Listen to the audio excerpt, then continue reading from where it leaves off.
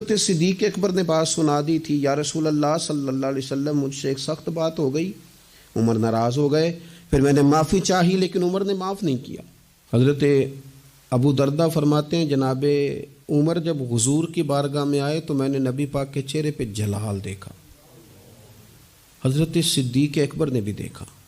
حضرت عمر نے بھی دیکھا، غضب سے ان کے خدا بچائے، جلال نظر آ رہا تھا کہ حضور شدید جلال میں ناراض ہیں۔ کہتے ہیں حضرت صدیق اکبر اٹھے، حضور کے قریب جا کے تو گھٹنوں پہ ہاتھ رکھ دیا، عرض کی یا رسول اللہ غلطی میری تھی، عمر سے میں نے معافی چاہی لیکن ان کی مرضی تھی، انہوں نے معاف نہیں کیا، حضور وہ میں بھول گیا تھا، میری غلطی تھی۔ تو نبی کریم نے کس طرح کلام فرمایا، فرمایا عمر تمہاری قوم نے نا مجھے جھٹلایا تھا، ابو بکر نے میری تصدیق کی تھی،